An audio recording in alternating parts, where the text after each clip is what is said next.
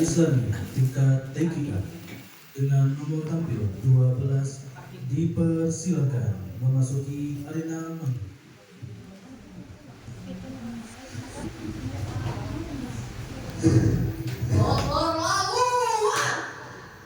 Orang-orang Arab itu telah membuatku rugi besar. Aku sudah membuatkan biaya yang sangat besar untuk membangun katedral. Tetapi orang-orang Arab itu tetap saja berjalan berdakwah. Aku tak akan tinggal diam. Bangunan tua itu harus segera dimusnahkan. Cepat siapkan pasukan yang besar untuk menyerbu Ka'bah. Tak seorang pun yang boleh datang ke sana lagi. Assalamualaikum warahmatullahi wabarakatuh. Waalaikumsalam warahmatullahi wabarakatuh. Menyibak kabut di puncak gunung. Matahari terbit membakar angkasa. Mari bersama kita merenung ke masa Abraham yang sok perkasa.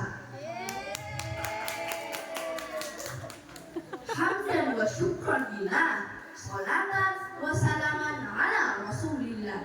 Qala Allah Ta'ala fil Qur'anil Karim. A'udzu billahi minasy syaithanir rajim. Bismillahirrahmanirrahim. Alam tara kaifa fa'ala rabbuka bi ashabil fil. Alam yaj'al kaidahum fi tadlil. Wa arsala 'alaihim tayran ababil tarmihim bihijaratin min sijil faja'alahum ka'asfin ma'kul. Dewan Juri Lomba Kisah Islami yang dimuliakan oleh Allah Subhanahu wa Ta'ala, Ustadz, Ustazah, serta hadirin yang dirahmati oleh Allah Subhanahu wa Ta'ala, dan tidak lupa pula peserta Lomba Kisah Islami Fasi yang sedang berjihad karena Allah Subhanahu wa Ta'ala. Teman-teman, sudah kenal dengan saya belum? Belum. Halo teman-teman semua, kenalkan, namaku Azkia, A-D-Z-K-I-A. Aku hari ini akan bercerita. Kira-kira cerita apa ya? Aku hari ini akan bercerita tentang Raja Abraham dan pasukan bergajah.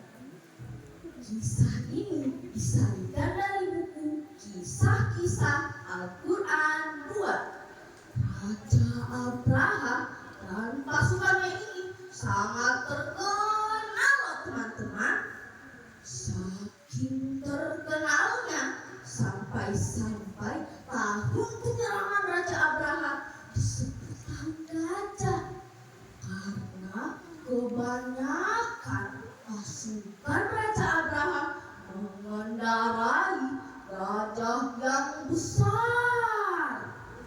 Nah, mau dengar cerita saya?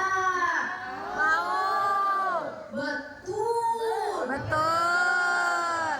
Serius. Mau tahu aja atau mau tahu banget? Mau tahu banget. Baiklah teman-teman, begini ceritanya. Pada hari itu Raja Abraham sedang gusar. Ia iri melihat kota Mekah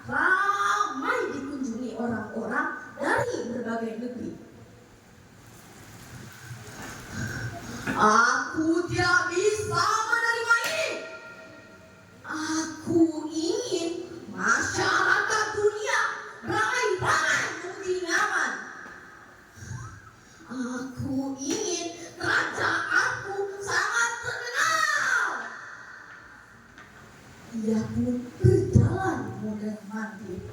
Kelihatannya sedang berpikir keras. Oh ya, aku tahu penyebabnya. Mekah terkenal karena di sana ada Ka'bah. Orang-orang ingin datang menziarahinya. Kita harus menandingi kemajuan Ka'bah. Oh, Ka'bah cuma rumah tua.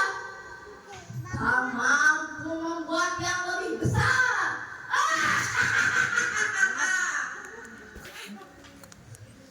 Besar kerajaan mengangguk-anggukkan kepala. Mereka setuju dengan pemikiran sang raja. Raja Abraha pun mengeluarkan perintah. Kita harus membangun katedral yang besar dan mewah agar orang-orang datang menziarahi katedral kita dan tidak perlu ke Mekah. Bendahara kerajaan menyiapkan dana yang sangat besar. Dimulailah pembangunan katedral. Ahli arsitektur dan pekerja-pekerja handal dikerahkan. Raja Abraha yang langsung memantau pembangunan tersebut. Katedral dibangun di kota San'a. Katedral pun berhasil diselesaikan tepat pada waktunya. Bukan main. Akhirnya Raja Abraha melihat keindahan katedral. Keindahan katedral ditambah dengan barang-barang mewah menghiasinya. Lantai, dinding dihias oleh malam mukibah. Salib-salibnya terbuat dari emas dan perak. Mimbarnya terbuat dari daging dan kayu hitam. Meskipun keindahan katedral luar biasa, tetapi orang-orang tetap saja tidak menziarahi katedral. Karena perintah Allah hanyalah berziarah ke Mekah sahaja.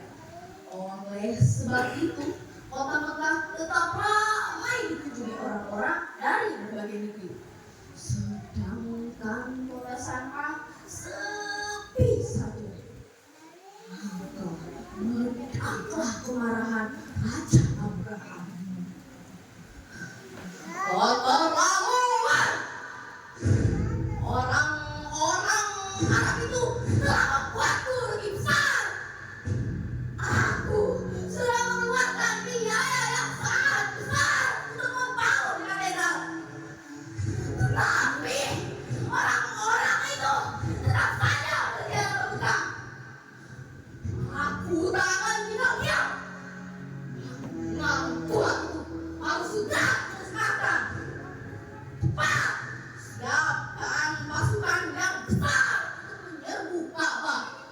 Tak seorang pun yang boleh datang ke sana lagi. Rencana penyerbuan itu segera meluas.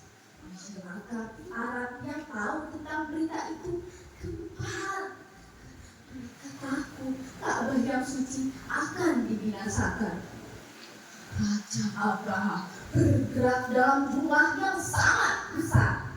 Tak ada yang berani menghadang pasukan besar mereka. Senjata mereka juga amat lengkap. Jatuh.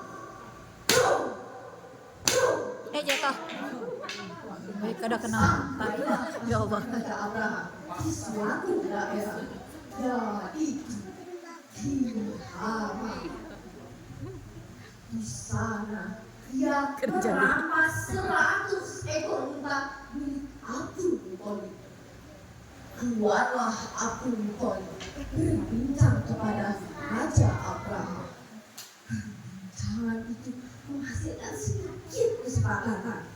Raja Abraha berjanji akan mengembalikan 100 ekor unta milik Abdul Muthalib.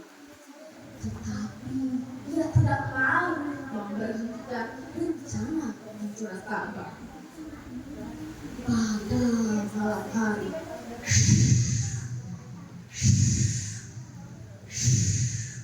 Abdul Muthalib bersama penduduk-penduduk Mekah mengungsi ke sekitaran bukit-bukit di Ka'bah. Abdul Muthalib berdoa agar Ka'bah yang suci dilindungi karena ia tak sanggup melindunginya seorang diri. Kota Mekah pun menjadi sunyi, senyap ditinggal penghuninya. Raja Abraha sudah bersedia di batas kota. Raja Abraha mengeluarkan perintah. Ayo pasukanku, kita hancurkan Ka'bah. Orang-orang tidak boleh berziarah Ka'bah lagi. Orang-orang harus berziarah ke katedral kita dan tidak perlu ke Mekah. Pada malam hari, Abdul Muthalib bersama penduduk-penduduk Mekah berdoa agar Ka'bah yang telah dibangun Nabi Ibrahim dilindungi karena dia tak sanggup melindunginya seorang diri. Satu-satunya harapan hanya menunggu pertolongan dari Allah Subhanahu wa Ta'ala. Qadarullah. Rencana jahat itu sama sekali tidak berhasil dilaksanakan. Raja Abraha beserta pasukan terbang diserang oleh pasukan khusus. Apakah pasukan yang hebat itu?